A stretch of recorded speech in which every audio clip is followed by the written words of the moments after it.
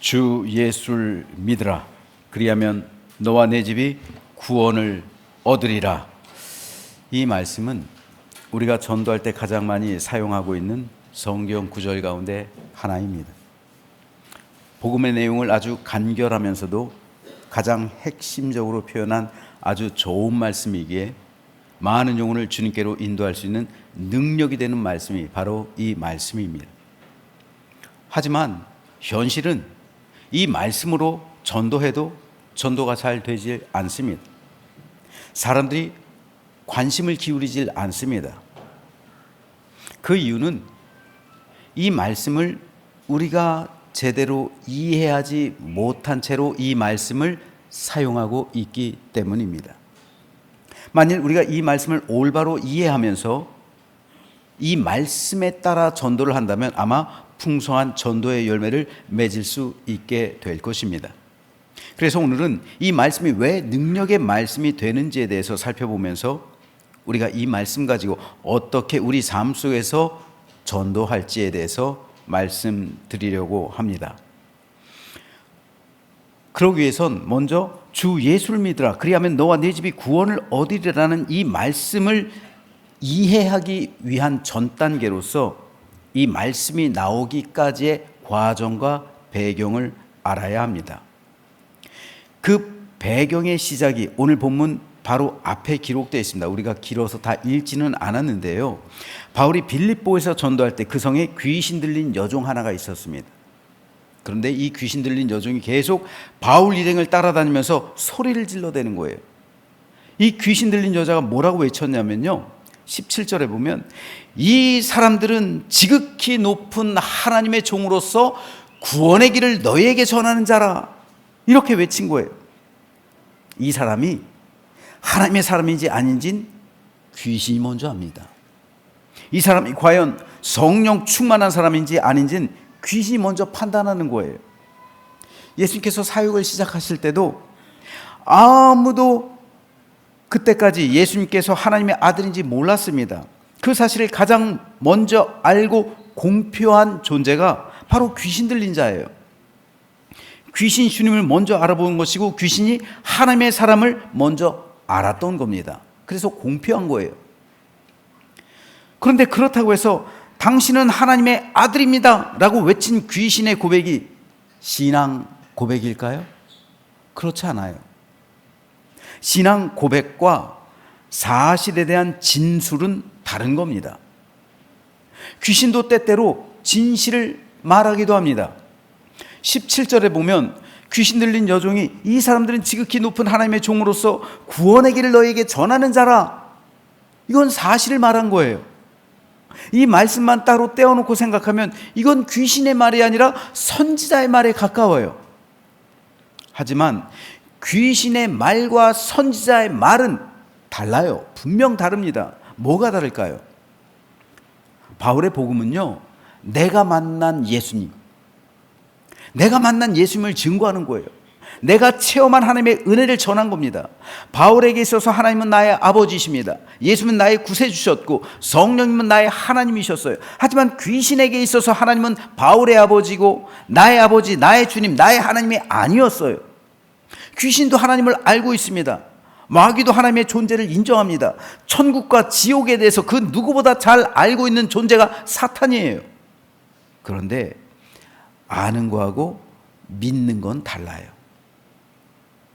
성경이 하나님의 말씀임을 아는 것과 성경의 진리가 내 안에서 믿어지는 것은 다른 거예요.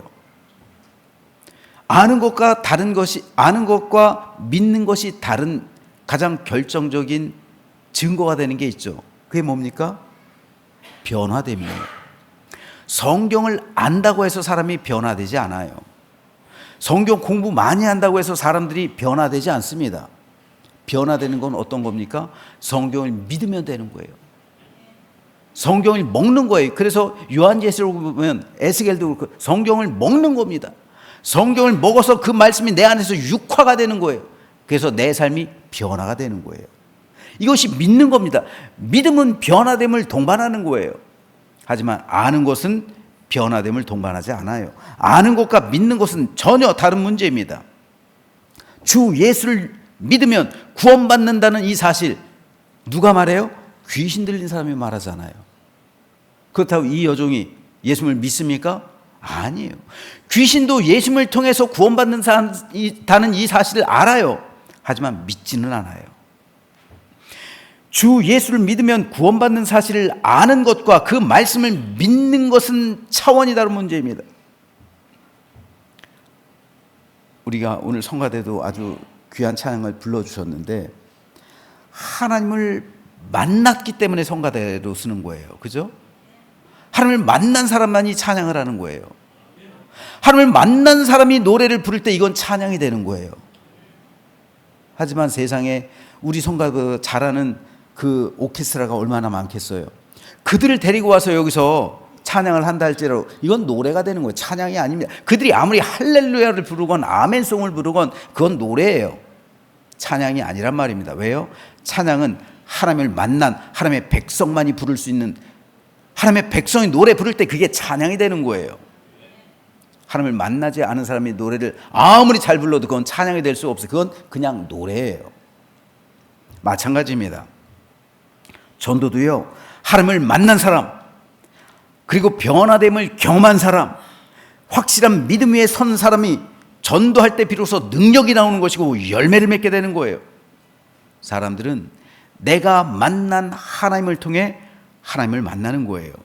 내가 경험한 예수님을 사람들을 보게 되는 거예요. 바울 역시 마찬가지였어요. 바울이 만난 예수님을 바울이 전할 때 사람들은 바울을 통해서 예수님을 만나는 거예요. 귀신 들린 여종이 전하는 말 절대 결코 틀린 말 아니죠. 하지만 18절에 보면 바울이 이 여인으로 인해 심히 괴로워했다 기록하고 있습니다. 왜 그럴까요?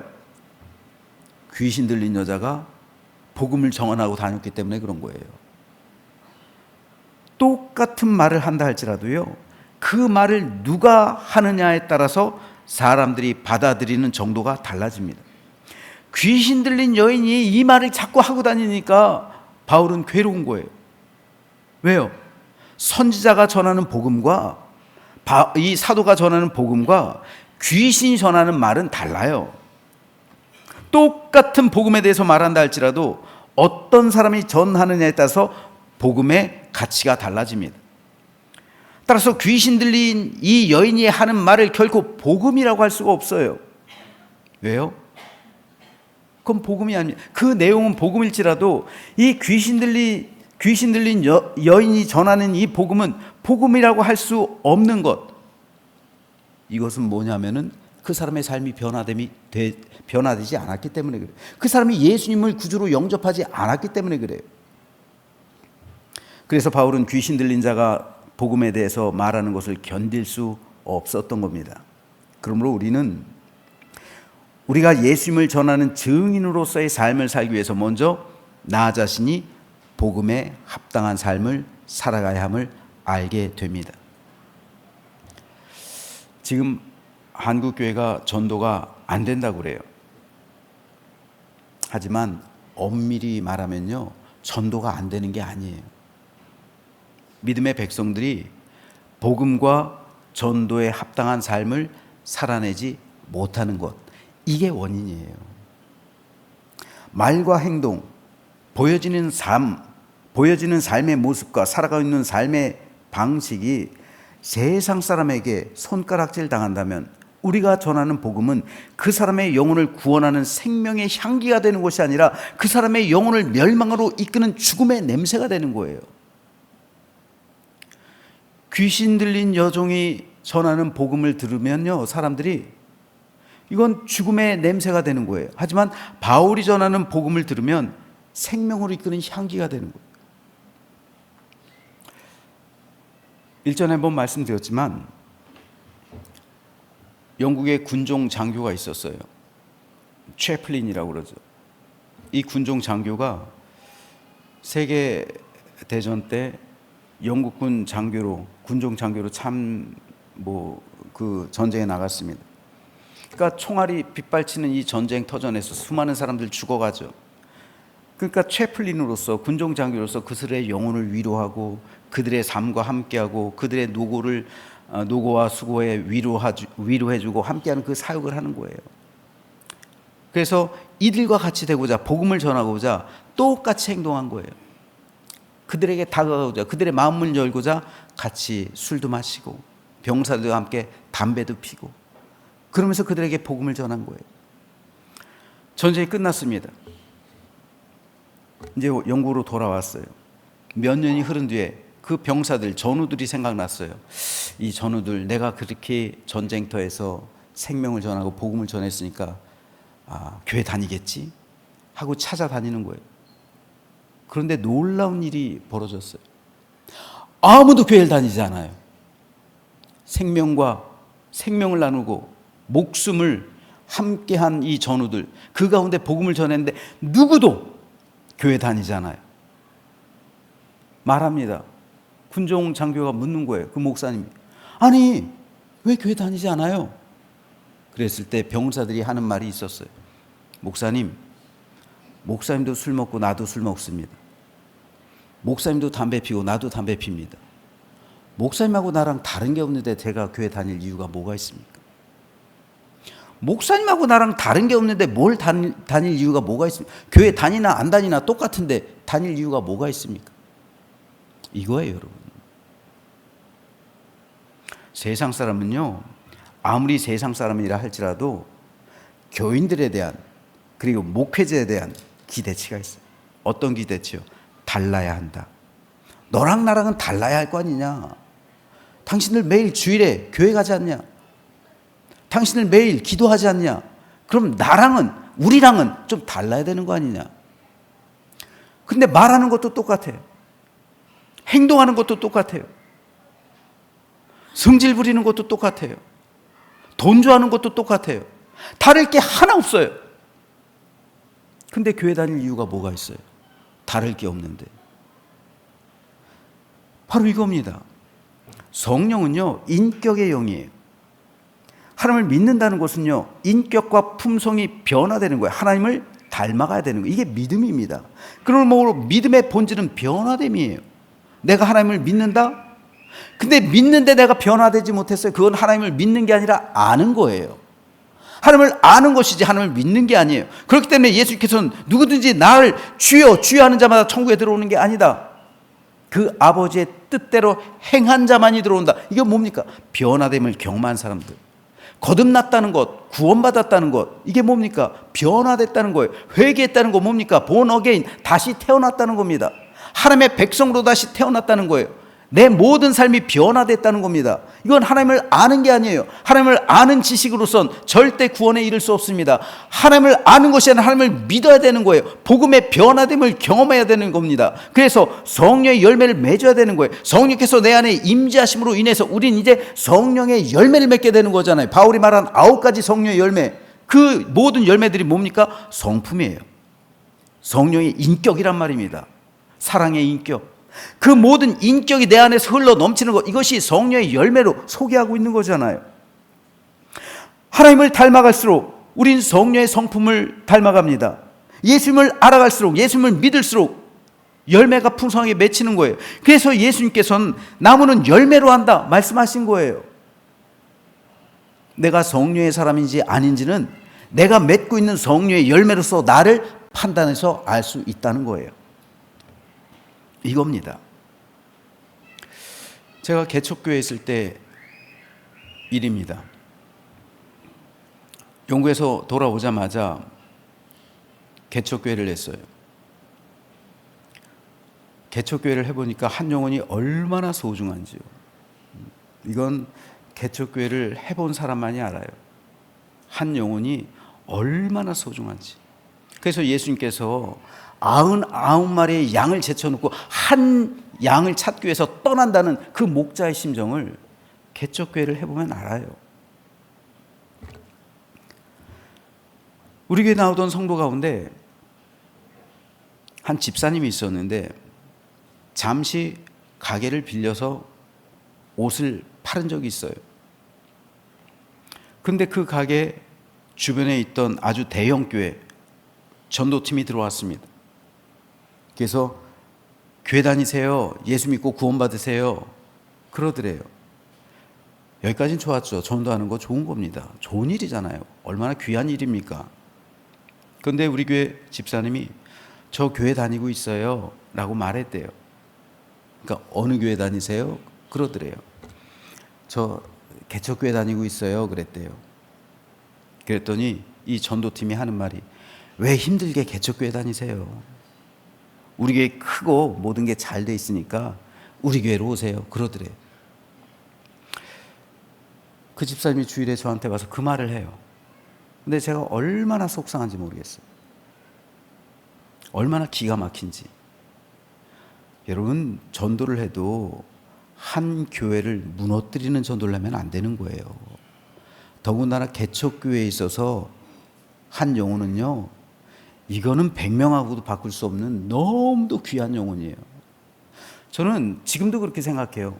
개척교회 다니는 성도들이 저는 진짜 크게 보여요. 여러분, 누가 그렇게 열악하잖아요. 객관적으로 보면 열악하잖아요. 모든 게 열악하잖아요. 누가 거기 가서 헌신하고 싶겠어요? 누리고 싶죠. 모든 관심이 자기한테 집중될 수밖에, 얼마나 부담스럽겠습니까? 천국 간증에서 보니까 개척교회 목사님들 상급이 그렇게 크대요. 저 그 말에 위로를 받았어요. 야, 그렇구나. 세상에서는 뭐 목사님 목회 실패했다느니 어쩌느니 그런 말을 들을 수 있을지 몰라도 천국에선 그 상급이 크구나. 제 그 간증을 들으면서 제가 위로를 받았어요.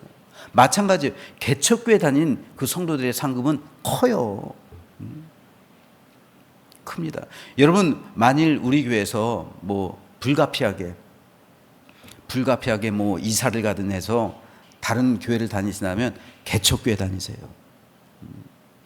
조그만 교회로 다니세요. 큰 교회 가지 마시고. 그래서 교회를 살리세요.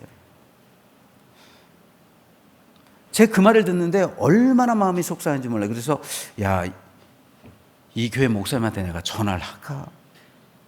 전화를 해가지고, 목사님 이렇게 전도 교육을 시키면 되겠습니까? 이렇게 따져야 되나? 하다가 참았어요. 설마 목사님이 그렇게까지 교육은 안 했겠지. 그냥 성도들이 그랬겠지. 그런데 여러분, 이렇게 전도를 하는 건 하나님께 영광이 안 되는 거예요. 아니, 교회를 죽이는 그 전도가 어떻게 전도가 될 수가 있겠어요? 개척교회를 살려줘야지. 그 교회도 부흥해야지. 그 교회도 성장해야지. 그 교회 싹을 잘라버리면 어떻게 해요? 그럼 우리 교회는 어떻습니까? 우리가 전하고 있는 복음은 과연 어떤 복음입니까? 우리는 과연 복음에 합당한 삶을 살아가고 있습니까? 그래서 내가 전도할 때 사람들이 예수 믿어야겠다라는 결심과 결단을 하고 있습니까? 복음의 내용은 같아요. 하지만 사람들은요, 복음을 전하는 사람의 삶을 통해 복음을 듣는 거예요. 내가 복음을 증거하기 위해선 사람들은 먼저 나를 본다고요. 복음을 듣기 전에 나를 본다고요. 내가 어떤 사람인지를 먼저 판단한다고요. 오늘 본문의 배경이 되는 것이 이겁니다. 귀신 들린 여종이 바울 일행을 쫓아다니면서 계속해서 괴롭히니까 바울은 예수 그리스도의 이름으로 귀신을 내쫓았어요.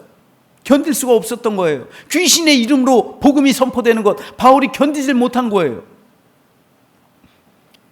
이때 문제가 발생합니다. 귀신 들린 여종의 주인이 졸지에 돈벌이가 없어졌어요. 전에는 이 귀신 들린 여종이 점을 쳐줘서 상당한 수익을 가져다 줬는데 바울이 귀신을 내쫓아 버리니까 돈줄이 끊긴 거예요. 그래서 이 주인은 바울 일행을 고소합니다. 바울과 실라의 옷을 찢어요. 매질합니다. 그리고 감옥에 가두고 간수에게 잘 지키라고 명령합니다. 바울과 실라는 억울하죠. 어두운 감옥에 갇힙니다. 하나님께 기도하고 하나님께 찬송합니다. 오늘 본문 25절에 보면 한밤중에 바울과 실라가 기도하고 하나님을 찬송하며 죄의 수들이 듣더라라고 기록하고 있습니다. 헬라 원어에는 한밤중이라는 말이 자정으로 되어 있어요. 즉 바울과 실라는 12시까지, 밤 12시까지 하나님께 기도하고 찬송했다는 겁니다. 그런데 그 기도와 찬송을 그 감옥 안에 있었던 다른 죄수들이 들었던 거죠. 그리고 바로 그 순간 갑자기 지진이 일어났던 거예요. 감옥토가 움직입니다. 모든 문이 다 열립니다. 죄수들의 발목에 묶은 쇠사슬 다 풀어져 버려요. 간수는 아무것도 모르다가 깨어났습니다. 졸다가 깨어났어요. 그리고 감옥 문이 활짝 열린 것을 봅니다.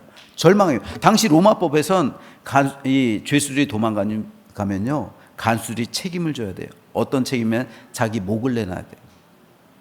거기에 사형수가 있으면 자기가 대신 사형당해야 돼요.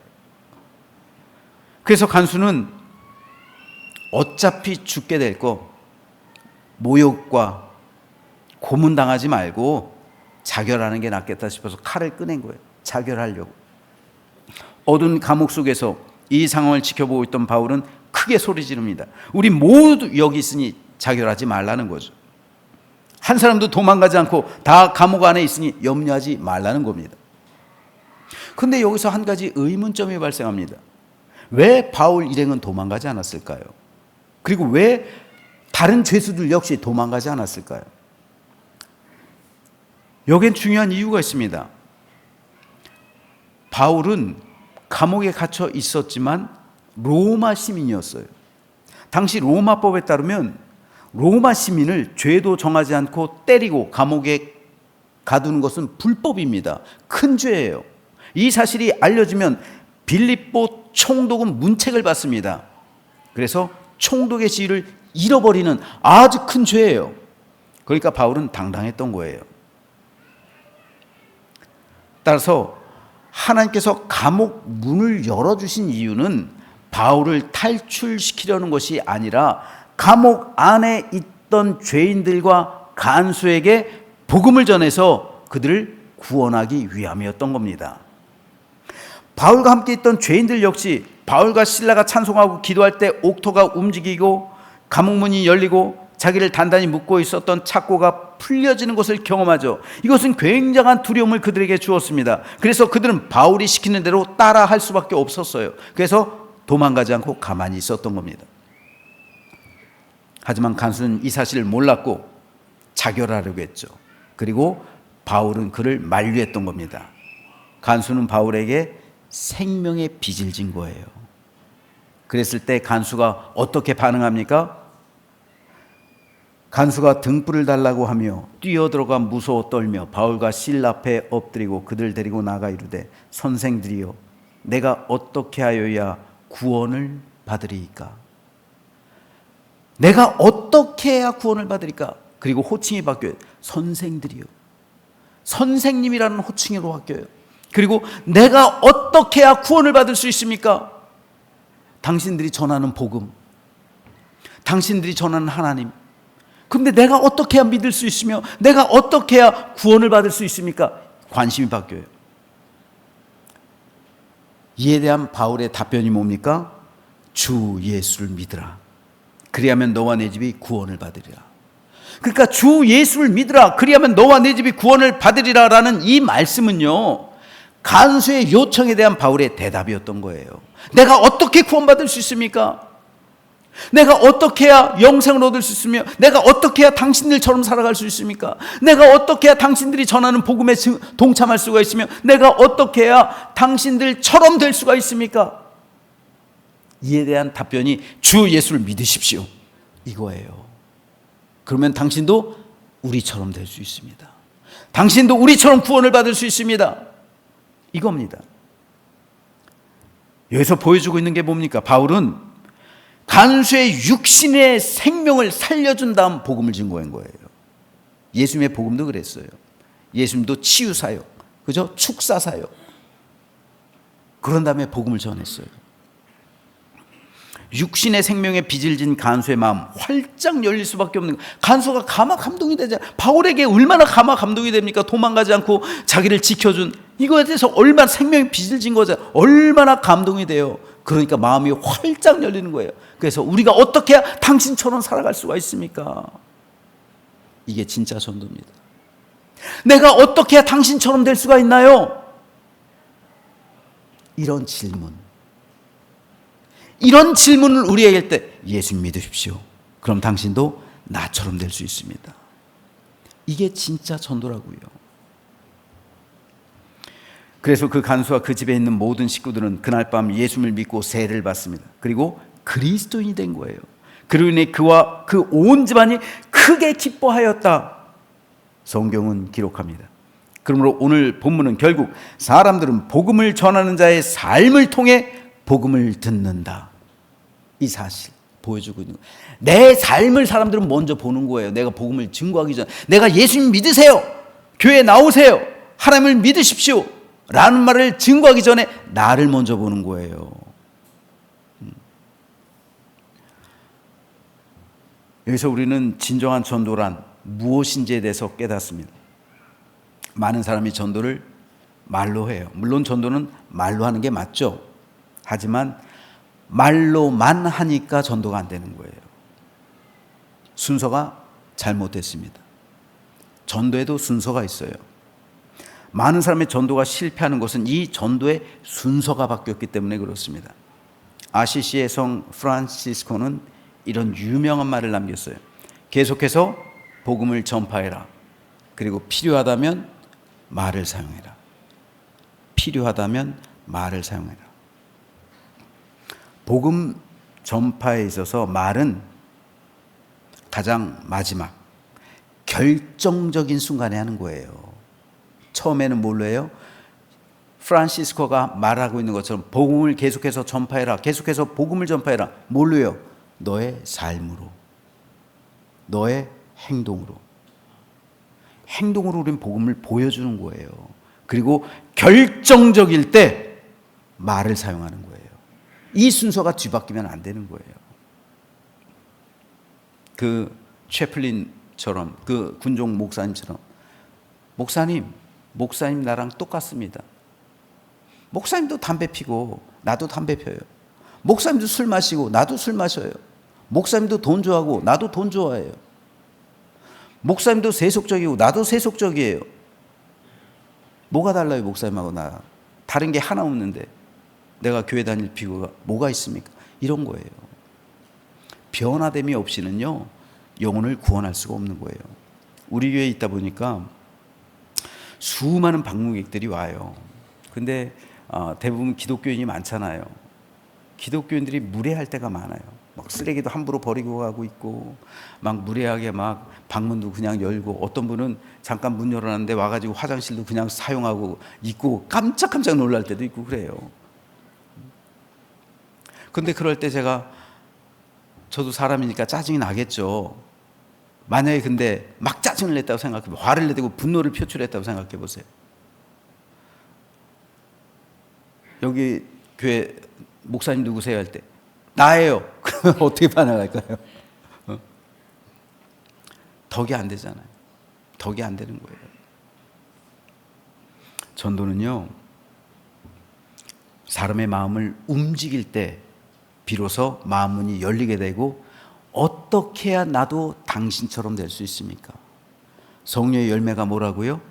하나님의 마음을 담는 것, 예수님의 인격을 닮아가는 것, 성령의 성품으로 변화되는 것, 이것이 성령의 열매예요. 그러면은 성령의 열매가 주렁주렁 맺히면요, 어떤 일들이 발생해요? 내가 어떻게 해야 당신처럼 될 수가 있습니까? 그죠? 내가 어떻게 해야 당신처럼 될 수가 있습니까? 간수가 묻는 거잖아요, 바울에게. 나도 당신처럼 되고 싶습니다. 부끄럽지만 저는 바라기는 저와 우리 교회 장로님들, 그리고 권사님들, 집사님들이 닮고 싶은 사람이 되었으면 좋겠어요. 진짜로요. 예수님을 닮은 그 모습을 우리 다음 세대에 보여줘야 되잖아요. 우리가 말로만 다음 세대를 이어가는 교회가 아니라, 다음 세대를 이어가기 위해선 다음 세대가 우리를 본받아야 될 거 아니에요. 우리를 닮아가야 될 거 아니에요. 어떤 모습을요? 예수님을 닮은 모습을요.